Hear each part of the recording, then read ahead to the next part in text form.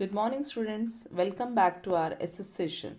Today, we will start our new chapter, that is chapter 15, Money, Demand and Supply. So, let's see.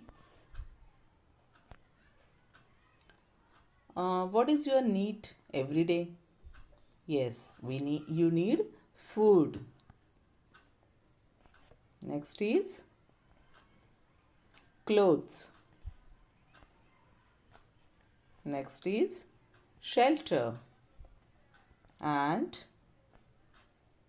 yes, water. You need books and stationery to study. You need a transport to go to school.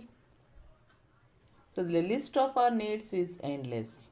So बच्चों, हमें रोज़ जीने के लिए कौन सी चीज़ों की ज़रूरत होती है? जैसे फूड है, कपड़े है ना, रहने के लिए घर चाहिए, पीने के लिए पानी चाहिए, है ना, बुक्स चाहिए स्टडी करने के लिए, और स्कूल जाने के लिए हमें बस या पर्सनल व्हीकल्स चाहिए. ठीक है. So how do we get the things we need? जो हमें ज़रूरियत की चीज़ें हैं कैसे मिल रही हैं? व्हेन वी आर चिल्ड्रन, अगर हम बच्चे हैं तो all are needs are fulfilled by our parents और फैमिली. तो हमारी जो ज़रूरियत की चीज़ें हैं हमें कौन देता है? कौन देता है? यस, हमारे मम्मी पापा या हमारा परिवार हमें ये सारी चीज़ें प्रोवाइड करते हैं. Our parents work to earn money to get the things they need. तो हमारे जो मम्मी पापा है हमारे, वो क्या करते हैं? earn money to get the things they need. वो काम करते हैं और काम करने से क्या होता है? उनको पैसे मिलते हैं और उससे वो हमारी ज़रूरत की चीज़ें ले सकते हैं. People do jobs to earn money. They get a fixed regular payment which is called salary. तो बच्चों, सैलरी मतलब क्या होता है? कि हम जब काम करते हैं तब हमें एक फिक्स पैसे मिलते हैं, उसे सैलरी कहते हैं. सैलरी मतलब हमारा वेतन, हमें भुगतान दिया जाता है. हम जो काम करते हैं उसका हमें रिटर्न में पैसे के स्वरूप में हमें वो दिया जाता है, उसके कहते हैं salary. People use money to buy foods, clothes, shelter and all other things they need. तो ये लोग क्या करते हैं? पैसे कमाते हैं और उन पैसों को अपनी ज़रूरत की चीज़ें खरीदने के लिए यूज़ करते हैं. What is money? Money is an important part of our lives.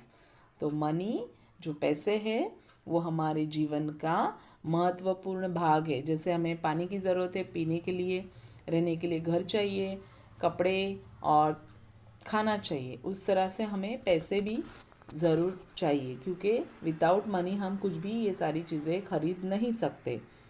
It comes in the form of paper notes and metal coins. तो हम देख रहे हैं यहाँ पे बच्चों कि हम वो किस तरह से मनी किस फॉर्म में आता है.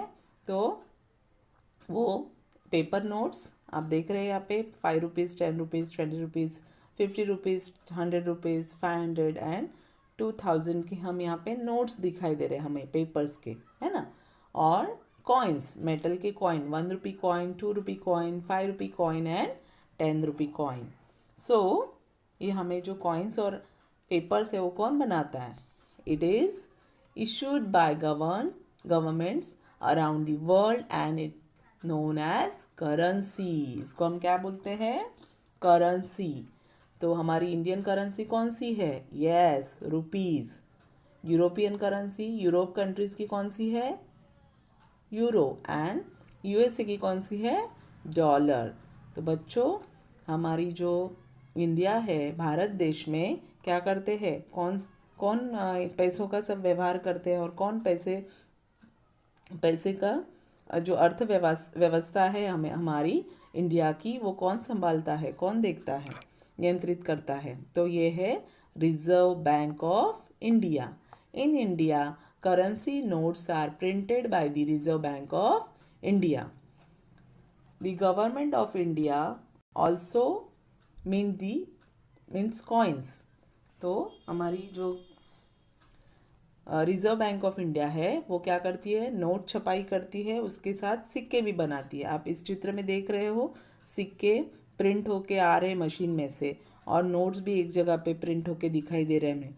तो इसकी छपाई, नोट की छपाई और सिक्के बनाने का काम कौन करता है, रिजर्व बैंक ऑफ इंडिया।